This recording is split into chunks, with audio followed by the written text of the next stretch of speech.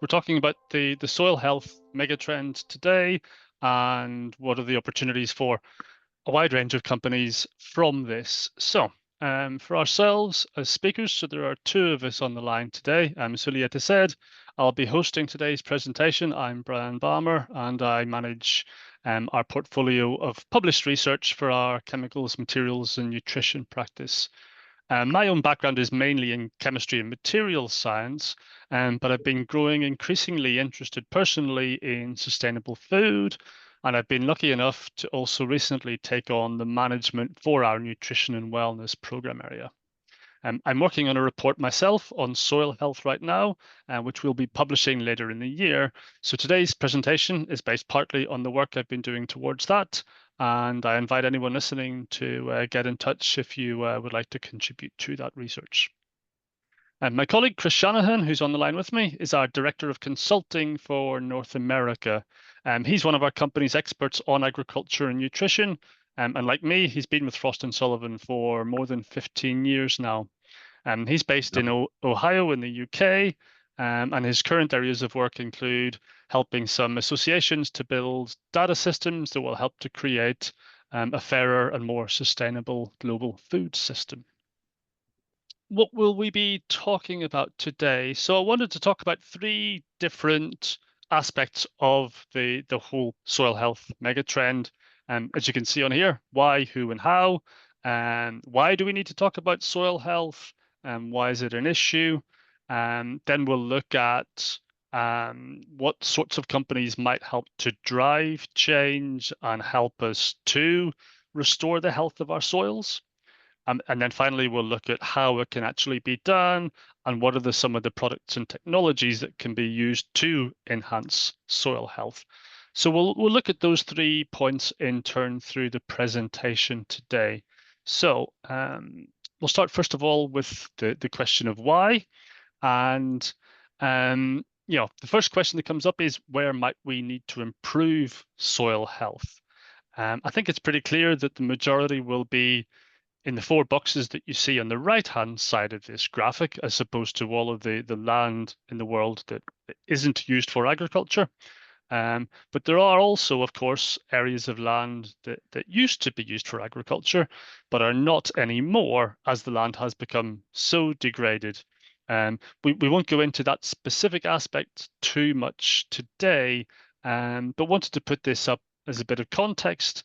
I find this visualization very useful for that purpose, just to understand the scale of the opportunity on different types of land, because clearly whether the land is pasture or used for growing arable crops or is under permanent crops, whether it be a vineyard or an apple orchard or something like that, all clearly have somewhat different needs in that respect.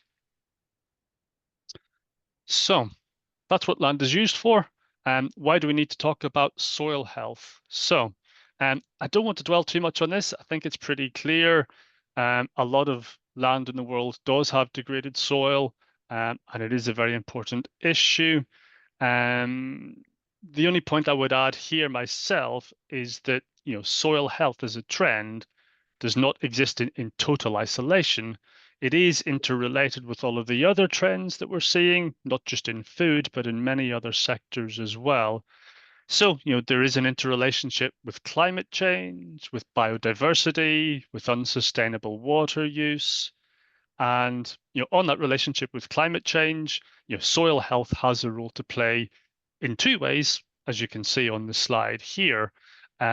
Healthy soil can help to sequester carbon and help us reach our CO2 reduction targets, but also healthy soil is better at reducing the amount of stress in crops, and crops are getting stressed because of the climatic changes that we're already experiencing because of climate change. So before we move on from this, anything else, Chris, you wanted to say just yourself by way of initial observations? No, absolutely. No, thank you, Brian, and thank you everyone for inviting me for this discussion. One thing I would like to note is that this is a necessary study, for, a lot of times we've always focused on the plant health or the crop health or the health of the product as opposed to the foundation of which all of the food that we eat comes from. And while we've done a lot of research in the past on certain aspects on of soil health, whether it's microbials, additives or biofertilizers, et cetera, it's nice that one thing that's always been, I wouldn't say missing, but one thing that's always been needed is a more of a holistic understanding of the requirements and definitions of what soil health truly means. And as you said, I mean, there's so many drivers of why the the healthiness of our soil is being compromised. And it's driven from a variety of factors, which we've highlighted here, and we'll talk more about that. But I think bottom line, I think there's the future definitely will be how do we maximize the yield of the land that we have available? Referring back to the chart that he referred to, those were proper ratios of the amount of land dedicated to, um, to the land, that's land that's available for all of the food that we eat.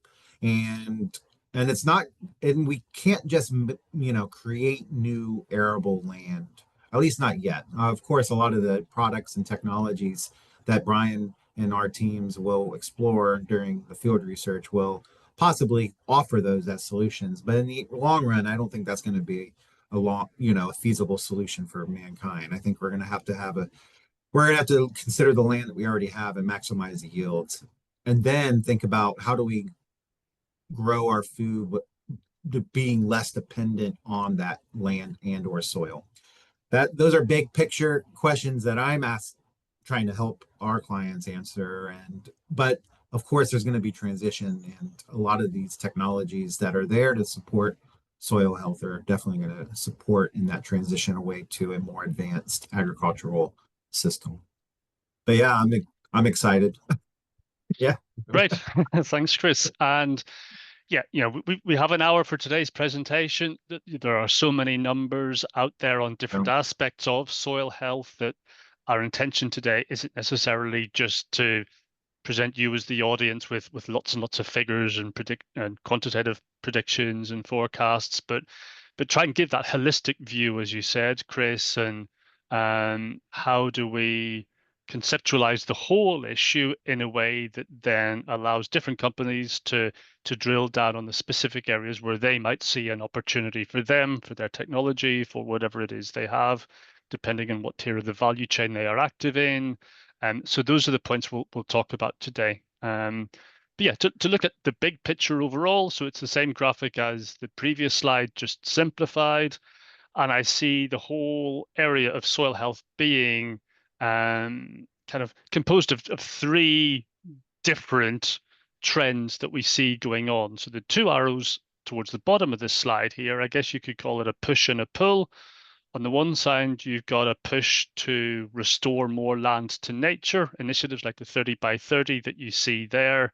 So the main one I've seen there was a initiative signed in December 2022 as part of the Global Biodiversity Framework, a really important initiative to restore more land to nature. The other side of that coin then is, as you said, how do we make farming more efficient so that we simply need to use less land to grow the food that we need? And by doing so, individual farmers can then set aside more of their land for hedgerows or natural areas as part of the work that they do. But then the third aspect then is with the land that we are using for agriculture, how can we ensure we maximize the health of that soil? And that's what we're focusing on today. So before we move on to look at the second question from my initial list of talking points, which is the who and who can help to drive this, wanted to finish the introductory section with a few regional trends. The examples I've put on here are a mixture of the challenge of degraded land, so a bit of a sort of negative picture of what's going on, but also some positive stories about initiatives that have been set up already to help improve soil health. So all of the four regions that we've separated out here will have both going on. So your Europe, I've listed a negative and a positive. In APAC, some really interesting work going on in Mongolia to conserve their temperate grasslands, which again, a lot of the story there is around the health of the soil, the health of the land. Whereas in contrast, in China, we see an awful lot of their agricultural lands being degraded. So that there's challenges and there are positive news stories coming out of every region of the world. So whilst I'm in the UK, Chris is in the US, I just wanted to emphasize that this isn't just a European and North American story. This is a global story with relevance everywhere in the world and interest coming from every region of the world in restoring soil health. Just another one here that I didn't mention on the slide, but which I thought I should mention as well for Europe. The next revision of the Common Agricultural Policy will be due out in 2027. So where we are now in 2025, this is an important year for negotiations on what factors might be prioritized within that. But I feel that soil health will likely be a very important consideration in that. Chris, anything But else you would add yeah, here? I will add that, one region I think that stands out in terms of soil health would be Latin America, and more specifically Brazil and Argentina, especially Brazil. I mean, Brazil is the number one soybean producer and supplier in the world, largest exporter now. And that has, that has come at a cost to the quality of the soil in Brazil, and also the non-arable land, the non-agricultural land rather. So there is trade-offs there. So that's one area where I believe that's going to be a strong area of focus. So a lot of our cash crops will continue to come from South America, and I think that will be a really important opportunity area in the long run for a lot of these technologies and solutions. Yeah, great. And I think I've got a case study later on from Peru. Yeah, And I don't want to go too off topic because we've got a lot to talk about today. But what you said just reminded me as well, Chris. Obviously, whether it's cattle farming or soybean production in Brazil and Latin America, sort of huge business. But at the other end of the scale, you got an awful lot of very small farmers, yeah, smallholders producing coffee, cacao, Brazil nuts, things like that. And I've seen a couple of UK retailers starting to promote like Brazil nuts that have been produced by a Native American tribe in the jungle yeah. who know how to look after their land and keep it sustainable for future generations. So there's clearly interest here in consumers wanting to buy product with a story like that behind it. No, Um, absolutely, absolutely. so that's the background. Clearly, there is a real need globally to improve soil health. Hopefully, that was clear to most people on the call already anyway, and that's why you're on this webinar. But now let's look at who wants it and who can influence the trend towards improving soil health. And I wanted to do that by looking mainly downstream in the food value chain. So you got the farmers at the top using the land and everyone from there downwards to the consumers, people like Chris and I and everyone else, buying these products ourselves.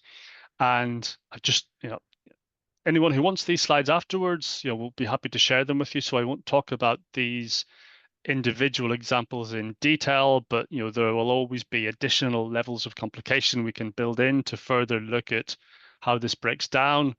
One that I thought would be worth exploring is when you look at the farmers themselves, there's probably a difference between farmers who own their own land and tenant farmers in terms of their attitude to enhancing the soil health on the land that they do farm. The example then on the bottom left that I mentioned, which is this direct to market, farmers selling to consumers. So I myself, I buy a weekly veg box from Riverford Organics. But listening to Guy, the founder of that business, speak at a recent conference, and you said it yourself earlier, Chris. Healthy soil can produce better quality food. Um, it was interesting to hear him say that he doesn't necessarily want to try and quantify the better micronutrient content of food that has been produced on healthy soil compared to normal food.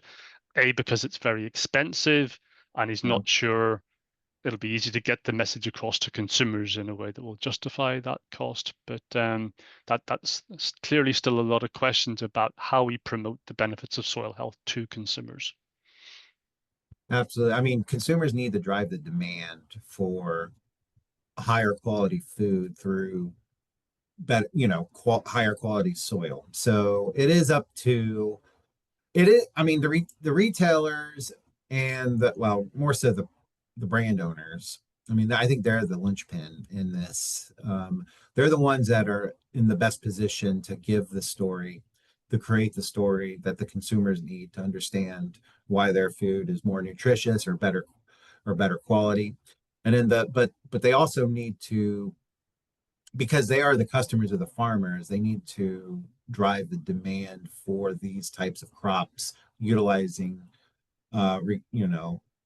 better agronomic practices. And if not, then the farmers aren't going to do it. And then there'll be an undersupply, and then the brand owners will have to charge higher, and then they're going to have to work harder to justify the premiums to the consumers, and then the consumers see, so that's why it's a very sensitive balancing act. But definitely the brand owners understand this from prior, like the organic industry, which is very similar, has a very similar dynamic in this regard. So, but anyways, Yeah, Brian, and in terms yeah, of the individual routes to market available to get product from a farm to consumers, yeah, we've got three slides here just to pick out specific routes to market and how they might play into the whole topic of enhancing soil health. And okay, yeah, the role of brand owners, as you said, Chris, really important most of the time.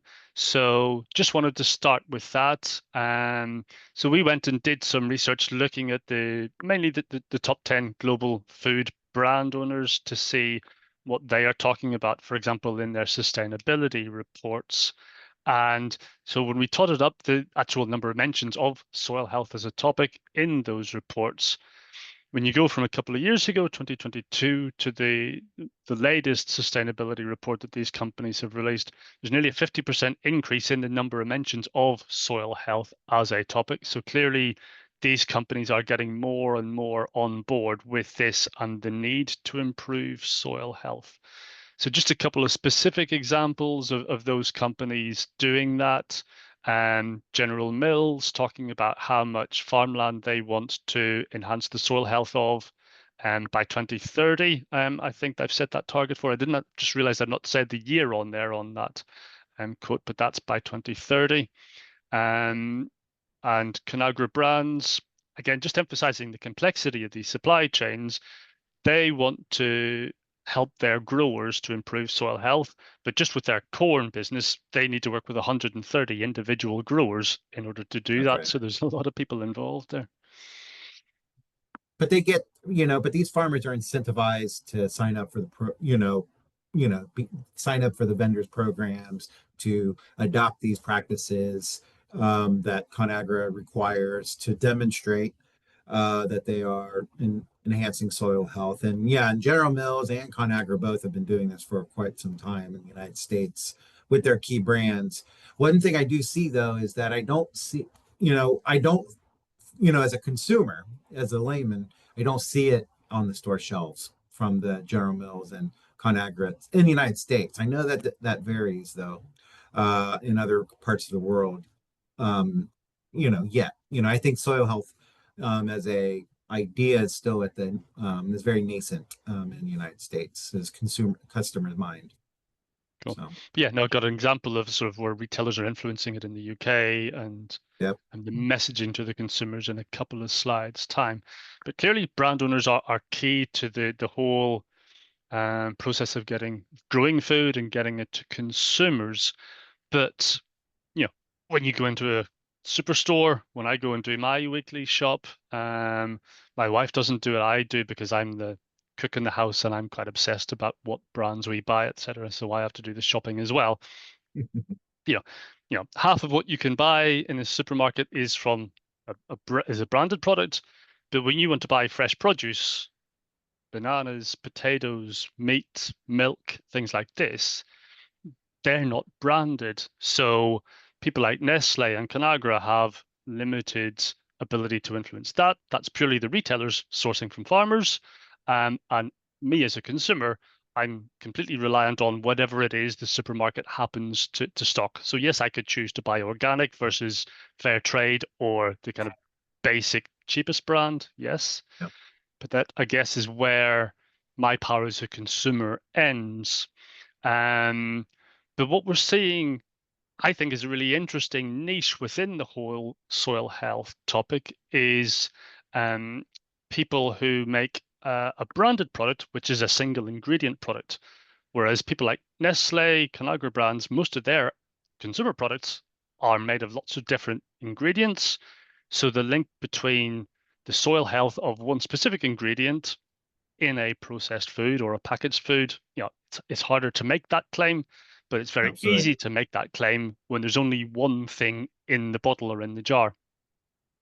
It's key ones for me: olive oil, wine, coffee, chocolate, things like that. And, we are seeing people increasingly saying, okay, if you want to buy good quality coffee, it's becoming clear that good soil health is crucial to producing good quality coffee. So I think there's more and more of that sort of messaging coming out, and people becoming more aware of that link. So I see these specific kinds of products as being a really interesting niche in areas where suppliers of soil health products and technology could look to work with these as a community of people who really want to improve their soil health. That's a very good set of examples. I think that, I mean, clearly these are perceived as relatively premium single ingredient crops. I mean, these are clear, there will be, of course, vegetables. You can extend this onto green vegetables and even orchards as well. Eventually, so that would definitely be, and you do see a lot of branded fruits and brand, from, like the bananas as well, that make it is easier for them to claim, to make, more agronomic related claims. This list reminds me also of like the key products that you would find in the organic section. So the organic claim is, if I remember properly the exact definition, but it is kind of a pre-soil health, but it's still centered around ensuring, agronomic best practices when it came to how you treated your soil and how in your land, including limited amounts of chemical use and crop, pesticide use and letting your ground, sit fallow for a while so it'll heal. And crop rotation was important, and that would need a third-party certifier. But you always saw these types of products like wine, and this is also important too, because if the manufacturer, the producer, and the processor are very close together, they have the market power and the price power to charge a premium for these premium products, because people are willing to pay top dollar for a high quality chocolate or a high quality olive oil. I think that's a really important consideration, and a pattern that we should be aware of. I'm not sure if it'll work quite as easily for corn oil, for example. So that's so. Indeed, indeed. So the last of the three route to market scenarios that I wanted to explore a little bit was the retailers and the role that they play in this. And as you say, Chris, you don't always see in US supermarket shelves products with much of a soil health claim on them. But just wanted to show an example from here in the UK. So Yeah. Waitrose, which is definitely one of the premium supermarkets in the UK. They are starting to promote some of their products as being um, having ingredients sourced from farms that are managed specifically to manage the soil health and to improve the soil health, as it says. So this is just it's actually a page from Waitrose's food magazine, which I read obsessively every month myself. And they own their own farm as well, interestingly, Leckford Estate. So they are able to control this, but they're also working with other third parties as well. So there are companies like Wild Farmed, which exist primarily to use regenerative farming to supply things like oats, either to supermarkets or to food brand owners who want to incorporate those into their products. So really interesting case study there of a retailer that is using its power to affect change and clearly sees now in 2025 soil health as something they want to talk to their consumers about. So I before think we that's great. move, Yeah, I mean, I yes, think it's great. I can't add, as you mentioned before, the United States is yet to, yeah, I think it'll be some time before the customers are truly educated to really drive the demand for, yeah, I mean, making that connection between soil health and quality food. But this advert is a really good first step. Even, I mean, I think this would be this ad kind of reminds me of something that they do say in the United States. Sometimes when you drop your food on the ground, they say, "God made dirt, dirt won't hurt." So if you leverage that type of you know marketing, people will be like, "Yeah, of course." So anyways, I just thought that was kind of interesting. yeah. But God also made lead, but you don't want that on your food. So all right, fair point. there's a limit to the analogy there. But um, So yeah, we've run through a few scenarios of different routes to market and how those companies downstream will influence a future towards better soil health. So, like I said, Waitrose is one of the sort of more premium supermarkets. We probably do still have to bear in mind that a lot of consumers are struggling to pay for the food that they buy. Food is expensive. Um, so the ability of some consumers to spend a bit more to buy a better quality product might be limited. But like you said, Chris, already, sometimes farmers having healthier soil will lead to them actually having better yields or producing a better crop, which quality crop That's which they can that's charge key. more for. So That's key to adoption of all of these technologies. That's really key of any agronomic technology is convincing farmers that their market income per acre of land will improve. yeah. Or in one way. So, and if quality of the products they're making, it means they can charge more or they can sell more because they have a lot more on their land, then great. That's the that's the driver. So, So let's move on now and look at the how of soil health. How can we improve soil health? What are the technologies and solutions available? And there are many, and we've been working with clients to understand the potential for their technology in a number of the 5 sectors that are shown on screen here. But for me, this graphic does illustrate really what we consider to be the 5 key ways in which to improve soil health. And the market potential, the quantitative figures behind the market potential for all 5 of these are enormous. So I don't want to focus too much on those numbers. It's enough to say that a lot of the world's agricultural land is badly degraded and something does need to be done about it. Um, and there's room in the market for all of the solutions shown here. So what we'll do is just take a brief look at each of these 5 in turn now. So we'll start at 1 o'clock and work our way clockwise around the clock there. So um, crop rotation first of all, and yeah, crop rotation, it's a very well established practice on farms. People have been doing it for thousands of years. Um, I think what I wanted to highlight here is not to go over that ancient history and all of the knowledge around crop rotation, but whether there's an opportunity to add a bit more emphasis on the benefits for soil health that come from crop rotation. Yeah. And one key area in which this could be the case is with beans, legumes.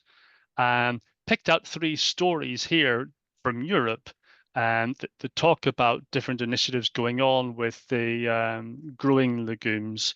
There's a lot of focus at the minute on these products as a fantastic source of plant-based protein and how that can help create a more sustainable food system. Their inclusion in a crop rotation scheme, which can also reduce the reliance on nitrogen fertilizers, which you could say has both environmental benefits and also, with the cost of energy and fertilizers at the minute, economic benefits as well. But the first two from 2024 really didn't mention anything about soil health. It was only when I got to the April 2025 article that it was like, okay, yes, now someone's talking about a legume strategy and linking it to a soil health topic as well. So maybe, as I said in the title here, there is a need for more joined up thinking and to better communicate soil health benefits where they exist because of something that people are doing for other reasons as well, in terms of specifically crop rotation. Chris, anything to add there?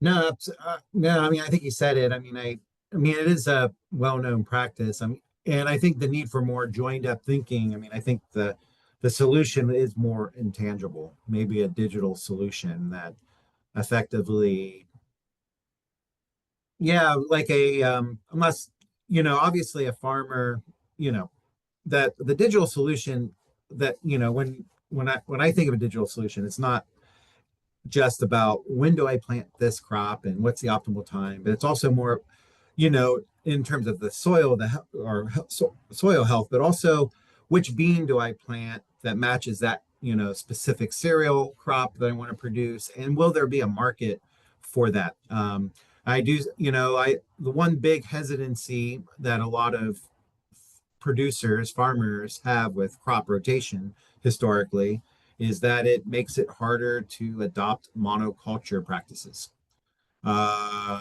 which I know that's, we want to, obviously, there's a perception that we want to move away from monoculture, but farmers still want to own as much, produce as much as possible of a single crop in order to maximize economies of scale, and maximize, and that is the enemy of crop rotation. They'll just, in many types of crops. So changing that behavior will also mean helping farmers be more creative in their business models, being comfortable selling more than one crop at different times of the year at lower volumes with multiple revenue streams, which is hard for many producers who are dependent on, fixed financial cycles of, yeah. So there are challenges, I think, but I do think an intangible solution, maybe a financial related digital or demand drop, like a market opportunity type of technology for farmers, to educate farmers to adopt this technology and that they'll benefit both, yeah, mostly financially. That'll be their primary goal. So So anyway, those are just some finance and data observations. science are two topics we'll talk about at the end. So Okay. you've spoiler alert, everyone. There you go. So, crop rotation and companion planting, as you mentioned on here, sort of quite closely interrelated topics, really, aren't Yeah. they? And again, when we talk about companion planting, we're talking about a strategy that has several claimed benefits, and soil health is just one of them. We know that companion planting can have big benefits on things like pest control. But really, the question that we need to ask today, well, two questions really we need to ask. Is interest in companion planting increasing? and does it have an impact on soil health? And again, there's been interest in using companion planting for millennia. Is it increasing? I would say probably yes, for two reasons. First of all, data is getting more elaborate, data off farms, which makes it easier to prove quantitatively that there is a Yeah, benefit well to said. having companion planting. Um, and the amount of knowledge on how specifically companion planting could impact soil health is increasing rapidly. So whether you talk about planting trees in your farm and the mycelium from the root network of the tree, there's new science coming out every day on the benefits of that as well.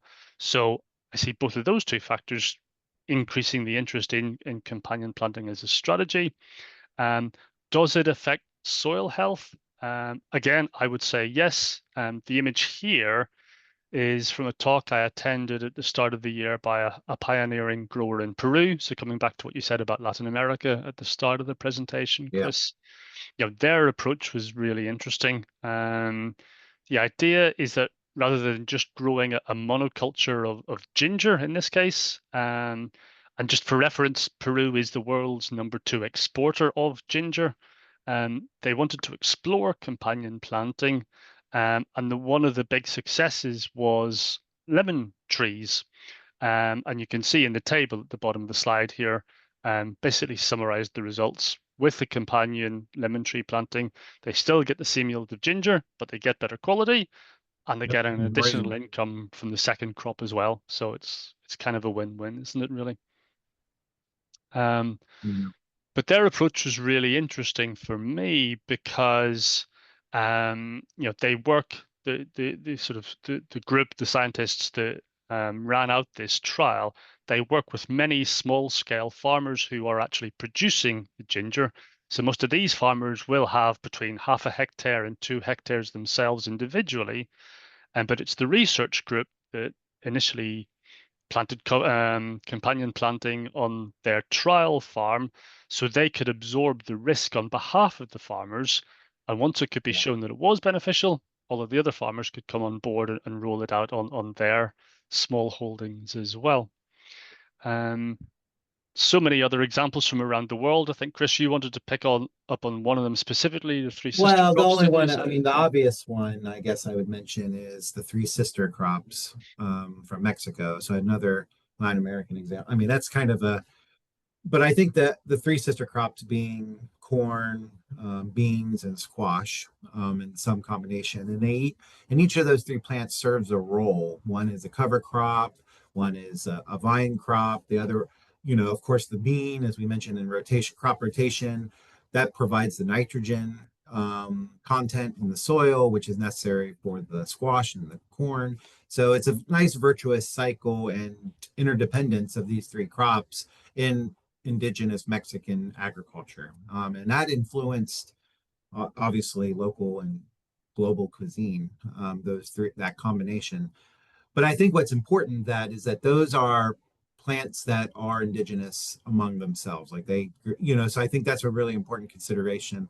My question I have with the ginger and the lemon, uh, I think in this case it might be the case, but I get, it'd be interesting to companion planting, you want to make sure that they come from the same environments. Obviously, there could be some interest, or maybe not. I mean, there could be some innovation even in forming new companions. Like can you grow something from one part of the world? We don't recommend that. I'm not, but unless you're, but that's a quite interesting. It's like because I wouldn't think of ginger and lime or lemons as a companion, but absolutely, perhaps in a mixed drink, but maybe not in the field. well, it's funny sometimes when you see companion planting combinations that do work. So apparently tomato and basil, No. they work really well on the plate, but they also complement each other as companion planting with each other. So anyway, that's I guess so. Final concluding thought here on this and on the slide before. What are the main conclusions? I think for me, what's needed here is to enable farmers to generate the data and to use it for Yeah. insights and from their recommendations so that they know that doing something different will work. so that they will then utilize that system. So next topic then is organic enhancement. So we've got a couple of slides, just a bit of animation here on organic enhancement, and then inorganic enhancement we'll look at afterwards. But clearly, organic enhancement, adding carbon to the soil, is arguably the one area we'll talk about today that best exemplifies a solution with multiple benefits. Carbon sequestration is really important. Where do you store carbon when you do sequester it? Do you use CCUS and put it in an old gas well? Do you grow trees? Do you plant seagrass meadows in the ocean? Storing carbon in the soil, for me, is a fantastic option. And we're even seeing dedicated soil carbon marketplace concepts appearing as well. So sort of carbon credits based on carbon in the soil. So one company I've had on my radar in that specific area is called Boomitra. So really interesting to see them starting to develop. And at the same time as that, with organic enhancement, you are creating healthier soils with all of the benefits for food production that creates as well. Yeah. So what are we going to show on the slide here? Well, it seems to me that to physically add carbon to the soil, farmers have two options. They can either buy carbon from someone or they can produce it themselves. So those are the sort of two, I guess, routes to market for getting carbon into the soil. Um, you know, and there's a lot of products you could do either way. So biochar is a good example. You can buy biochar or you can make it themselves. We'll talk about that on the right-hand side of this slide when I work through the animation. Another product, which again farmers may be able to do in-house, is the solid material left over from anaerobic digestion. Demand for AD is increasing rapidly as a method of converting organic waste primarily into biomethane. That's the main product people want from anaerobic digestion and to deal with the waste in the first place. But the digestate, the solid product that's left over, has real value too.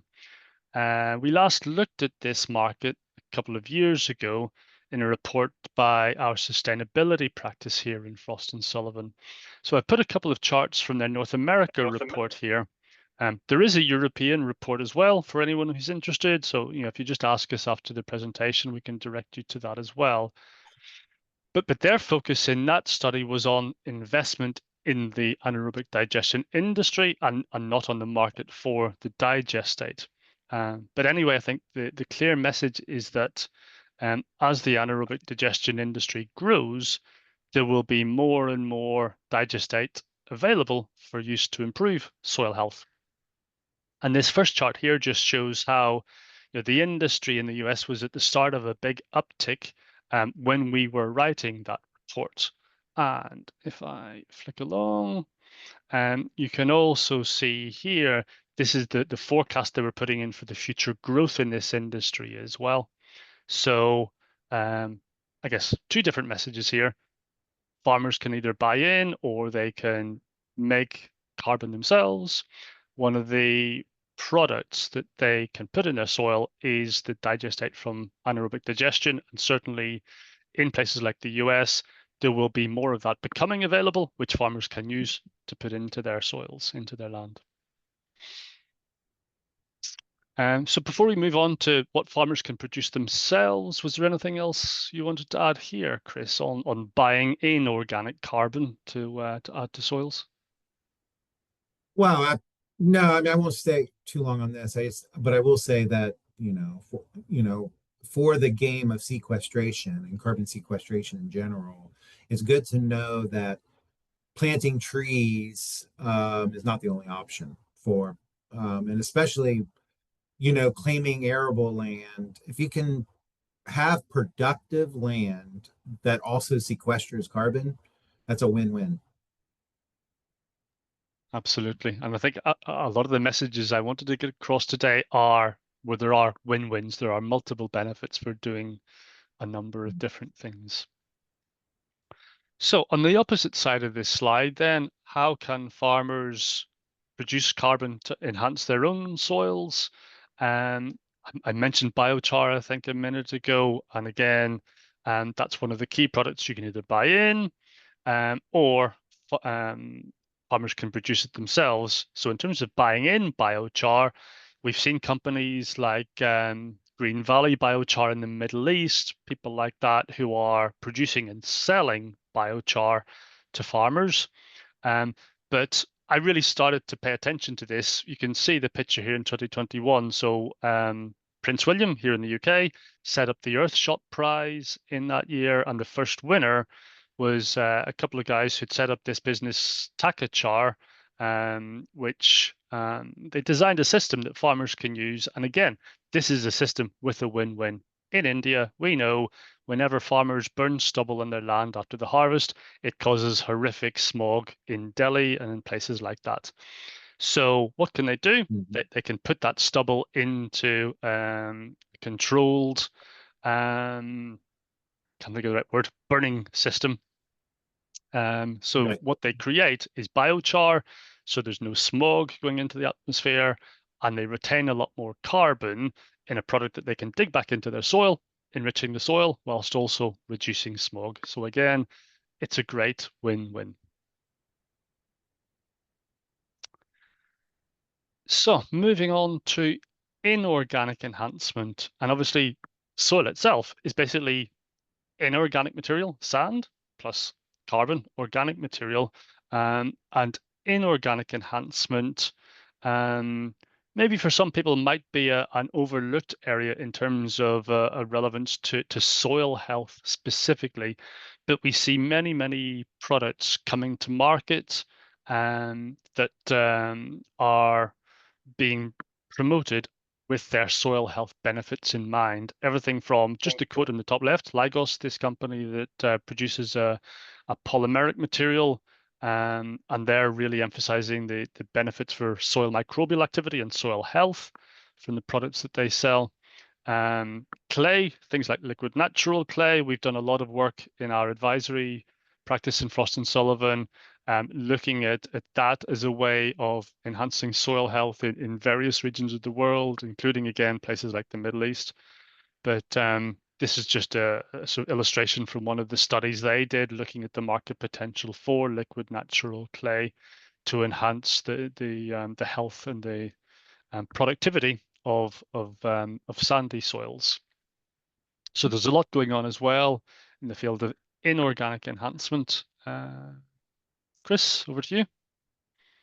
Well, I won't spend too much time on this one. I mean, as you stated, I mean, maybe the inorganics, well, the sand may be underlooked, but a lot of the salts and other minerals that goes into our soils is definitely, I would say, even the leading primary drivers of the quality of the soil. I mean, the phosphates and the phosphoric, or the potash and the ash in general, which includes the carbon, other carbon materials as well, not hydrocarbons per se, but anyways, it's yeah, I think there's a lot of this is a very interesting area. It kind of reminds me of I won't go into this too much, but the world, we don't have infinite amount of quality sand either, despite despite the number of deserts we have. There is differences in sand and sand quality that we have to take heed of as well. So, anyways, it's a fascinating topic. So Yeah, no, it's mostly river sand that's used in construction, isn't it? And yeah, big that's issues right. there with harvesting of that. No, absolutely. Yeah. So the last of the 5 technologies that we wanted to talk about was biologicals as a way of enhancing the soil. And just put up a couple of charts here from the last study we did in this topic a couple of years ago. Biologicals is a small niche within the wider crop protection and crop nutrition industry. And it does have 2 quite different types of company who are active in this market. So you do have smaller technology specialists who are focused primarily on developing biological solutions. But actually, the biggest players in this market today are still the major global agrochemical companies Yeah. themselves, whether it's BASF, Syngenta, Corteva, all of these guys. And I think over time, these major existing companies in the agrochem industry will become more and more active, and sometimes through acquisition. And clearly, in general, the world does want to move away from our current heavy reliance on pesticides and fertilizers. So for these companies to stay relevant, I see them having two options. They can either continue to develop a physical product, which is more sustainable, like a biological, or they can move down the route of becoming a supplier of like data science and technology rather than a physical product. And we see each of the agrochem companies taking a sort of slightly different path in those two. Yeah. I guess just to finish here, I would say this is based on the assumption that the world will continue moving down a path to a more sustainable future. And some of the geopolitical forces active today might threaten to reverse that. But it seems clear to me that when you look at the company sentiment, like some of the examples we've shown today, and also the voice of young people today. So I've got two 12-year-old kids, and what are they interested in? What do they want to do in the world?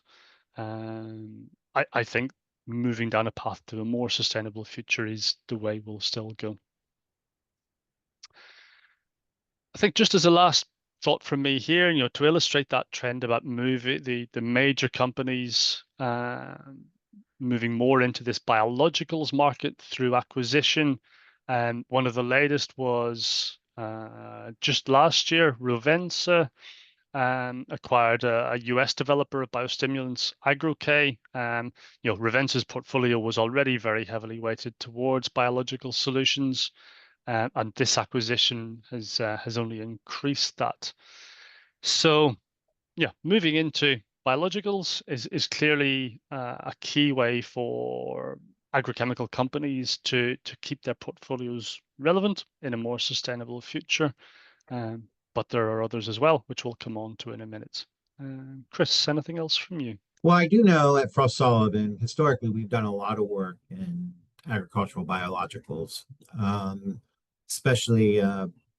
So we do have a lot of work, and but I would say it's also kind of related.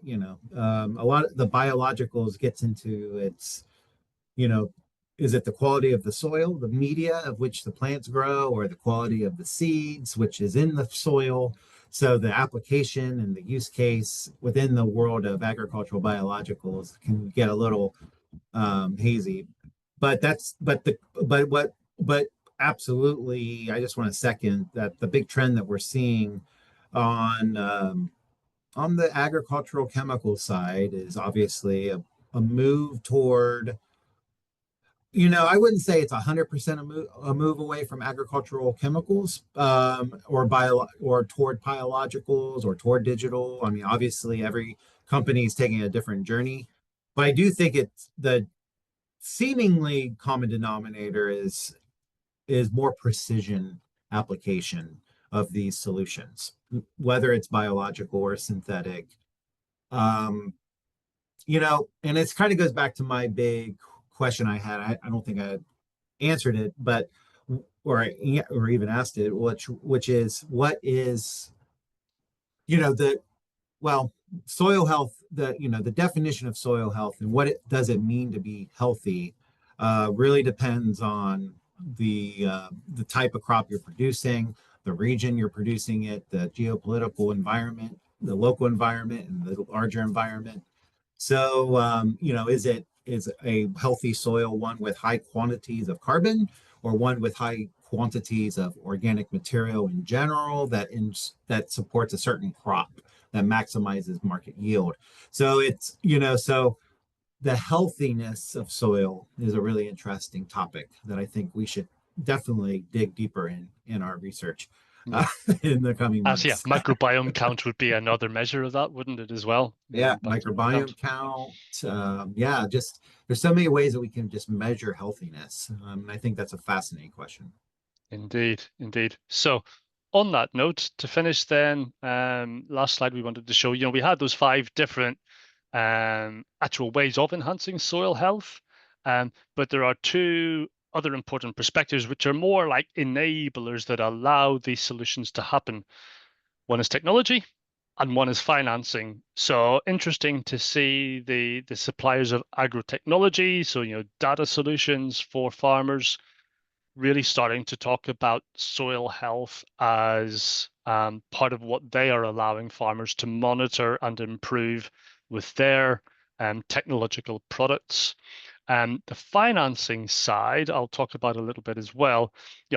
When you look at our Frost & Sullivan's clients, many are the industrial companies that produce the physical solutions shown in the previous slide, the biologicals, etc., or they are technology companies that produce data technology solutions. But a lot of our clients are also companies in the financial community, whether it's banks, like Triodos Bank is a bank, obviously, and private equity firms, insurance companies, and so on. And all of these have a role to play here in helping to improve soil health as well. So really interesting to see the likes of Triodos Bank saying how they are helping to support enhancements in soil health by providing investment. How clearly government financial support has often been the first port of call for farmers wanting to invest in environmental improvements in their farms. But here in the UK, we have seen how much uncertainty there is in that at the moment. The government announced it was stopping any more grants going out to farmers. So there was a lot of farmers left very uncertain about what was happening there. But we are seeing a lot of other institutions in the financial community starting to talk about this issue. Private equity firms are currently really interested in investing in soil health as a concept. So if you are a startup company developing a solution for soil health, that's one place you could look for seed funding, for example. And just sustainability bodies in general, whether it be divisions of the UN, etc., they are setting up working groups that help the users, the farmers, to find investment support as well. So the technology and the financing, I think, equally important, and hopefully some companies in the finance space will see this and find some ideas on where they can invest their money in the future. Chris, we're pretty much out of time, but any sort of final thoughts from yourself then?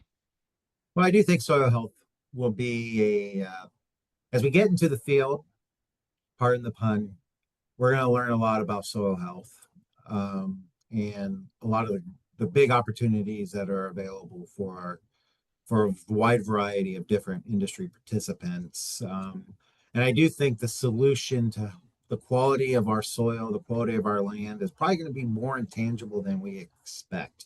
So the role of these new digital technologies and the role of financing as an enforcement mechanism to change behaviors is going to be really important. I do think that's going to be a really important driver of growth in this sector moving forward. So.